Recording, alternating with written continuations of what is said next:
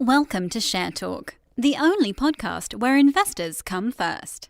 Today we have Executive Chairman Mick Billing from Thor Mining plc, ticker THR on AIM and ASX. How are you doing, Mick? G'day, John. Well, thanks, and nice to talk to you again. Yeah, it's good to have you on again. Obviously, we've had you on quite a few times over the last year. So for our sort of regular users can go back through our history of podcasts with you if they want to find out more in terms of the history. But we just want to have a look at about your strategic outlook RNS from last week. There was a lot of highlights in there. And you also acquired an additional license area on your Molly Hill tungsten project. So firstly, I just wondered if you could cover the Molly Hill addition and then maybe have a look at some of these highlights. Yeah, sure, John. Happy to.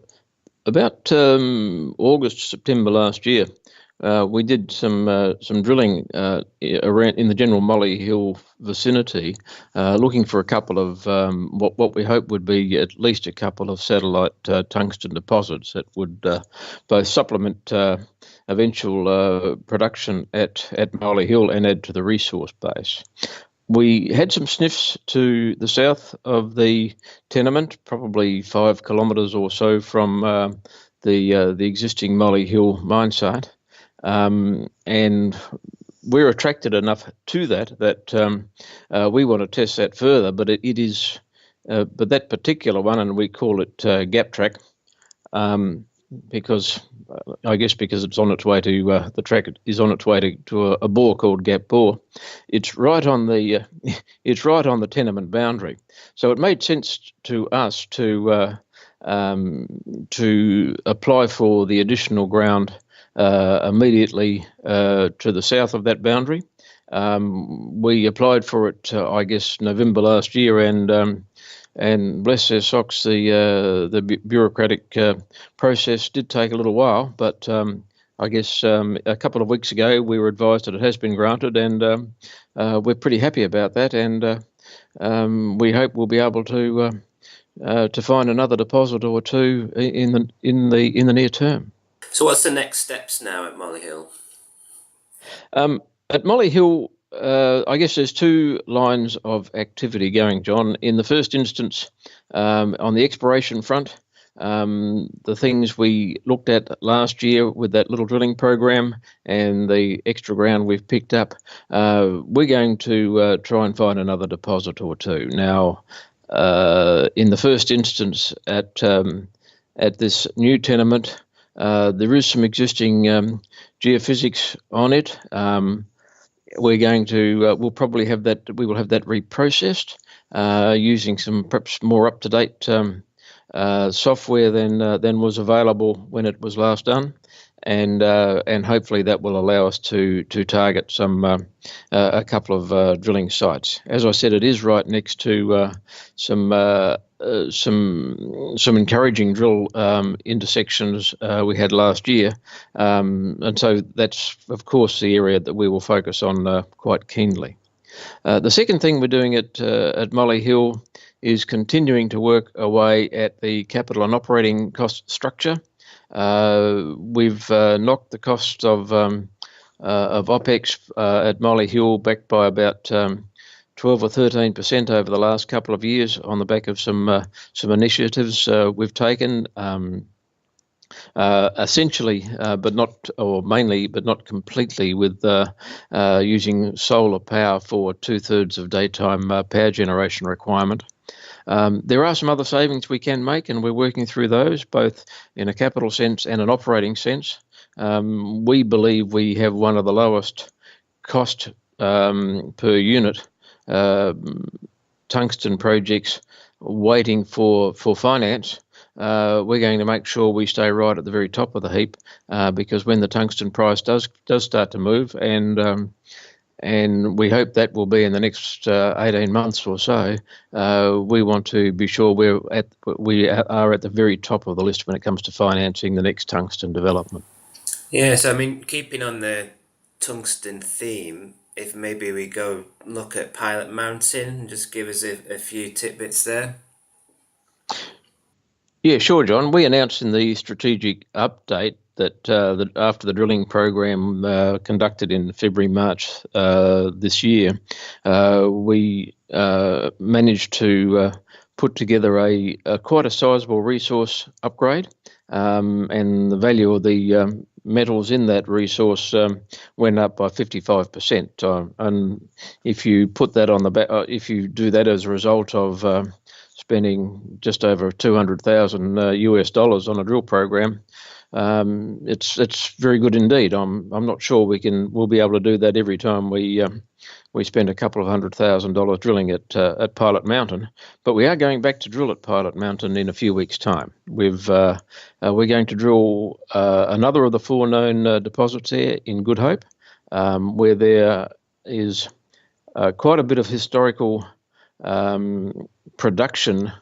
evidence in the way of shafts into that deposit, and a few adits as well. They were taking some high-grade tungsten out of Good Hope in the 1940s, essentially for defence purposes at the time.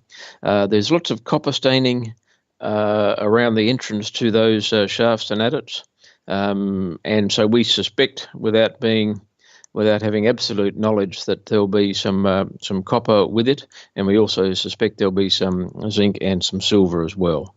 So there's not a lot of drilling into Good Hope, that there is historical mining. We plan to put several holes into Good Hope to see if we can confirm that there's a mineable deposit there. The second thing we're doing at Pilot Mountain is another couple of holes into the desert scheelite deposit, this time at a bit of depth below previous drilling, and these will be a couple of diamond core holes.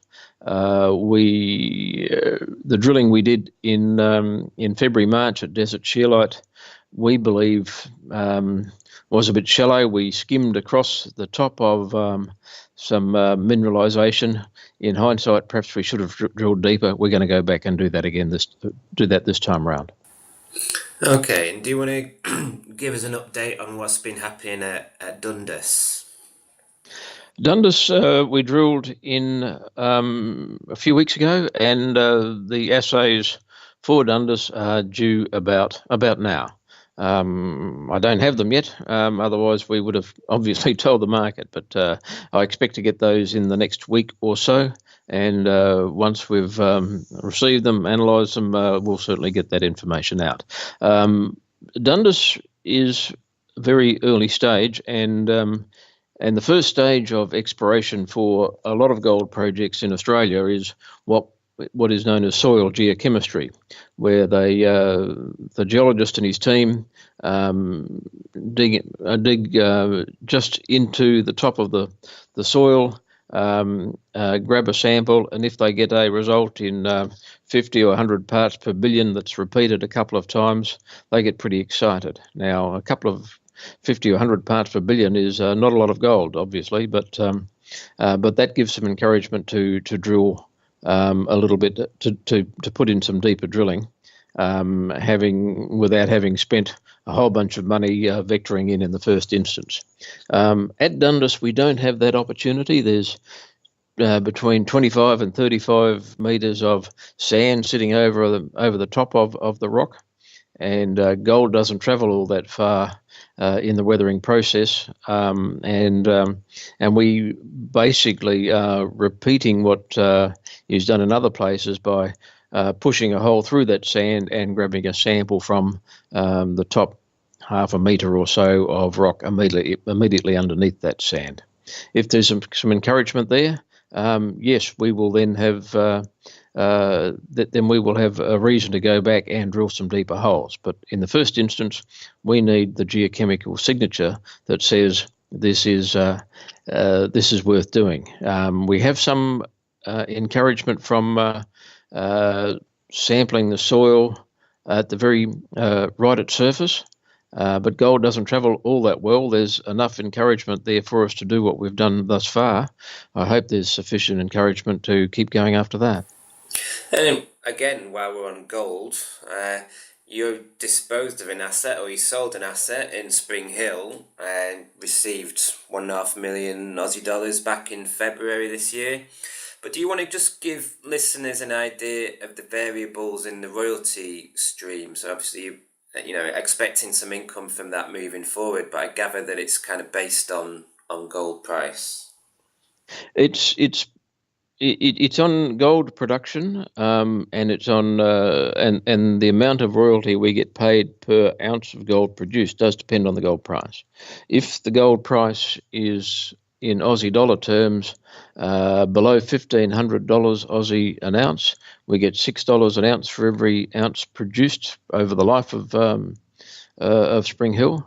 If it's over 1,500 Aussie dollars an ounce, we get $14 an ounce.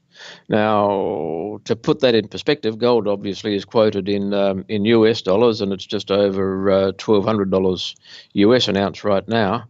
In Aussie dollar terms, it has never gone below $1,500 since that deal was reached in January, February 2016, and it's currently sitting at or around 1,600 Aussie dollars an ounce. So there's a bit of a buffer, and therefore there's some confidence that provided the price of gold and the exchange rate behave themselves over the next year or two, we'll be looking forward to about $14 an ounce for every ounce produced. These people who have acquired the project are busy at it. They had an objective of being in production and therefore paying us a royalty by the end of this calendar year. I suspect that time frame's a little bit ambitious, but certainly in 2018, I'm quite confident that that royalty stream should start to flow. It won't be enough to fund everything the company wants to do, but it will certainly be a tidy little addition to our funding base.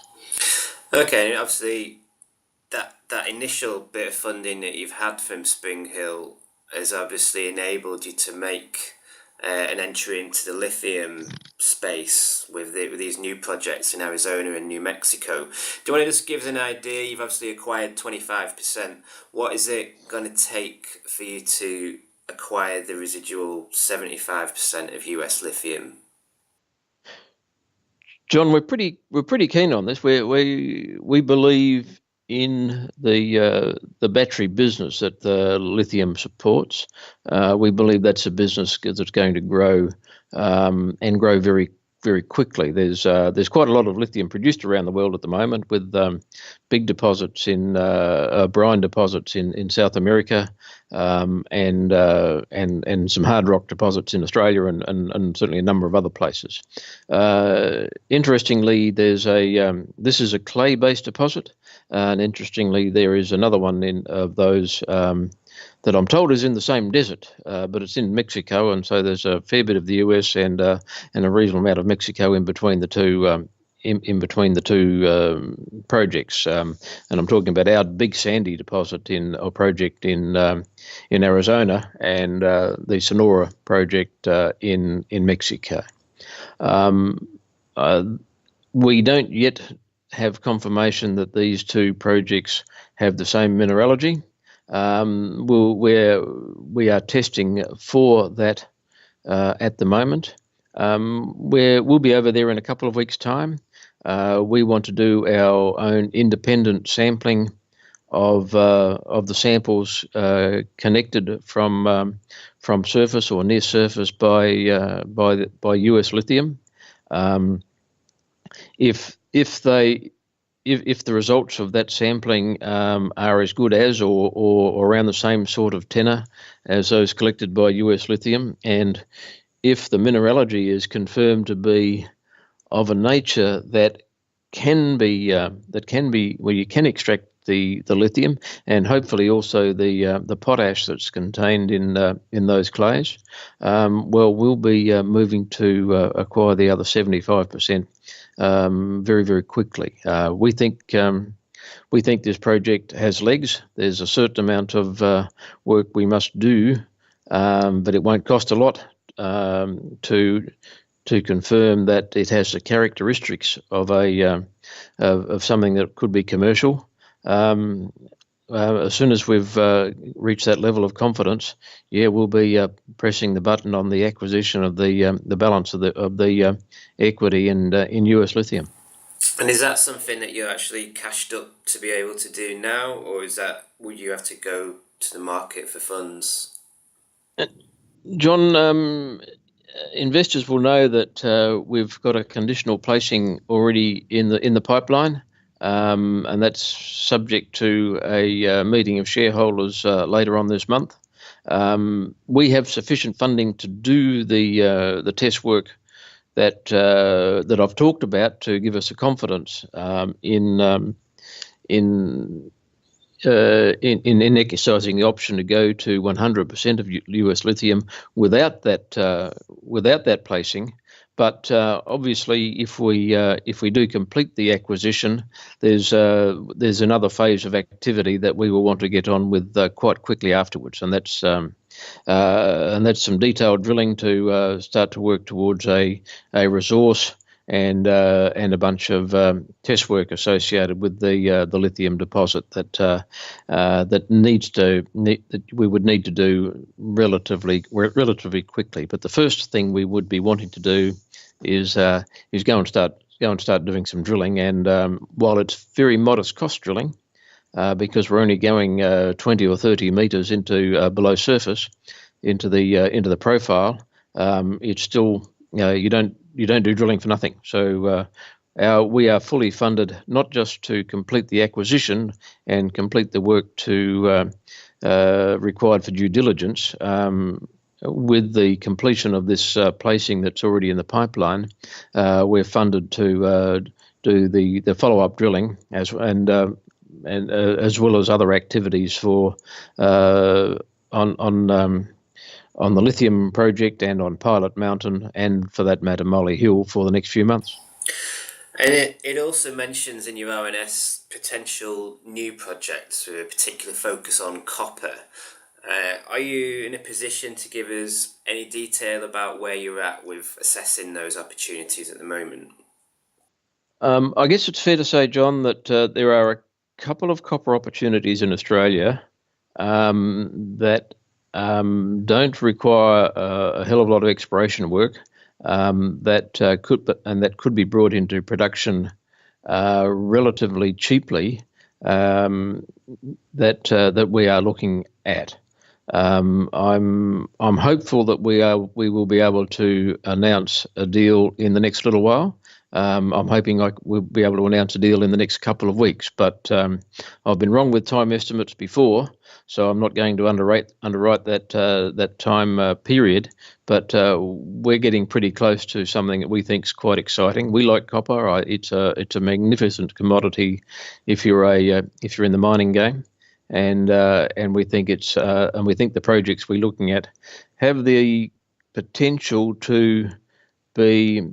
They won't be large or large scale by any stretch of the imagination, but they will be, I believe, profitable and low cost to both develop and to operate. So you're building up quite an impressive portfolio of projects now. We are. We can't, and obviously that puts a bit of stress on the people and the team. But this is a very good team of very experienced people, and we're comfortable that we can manage that, and we're also comfortable that the funding for the things that we have in front of us is not going to mean is not going to require that we go back to shareholders in a hell of a rush to do any sort of discounted placing. That is not going to be necessary.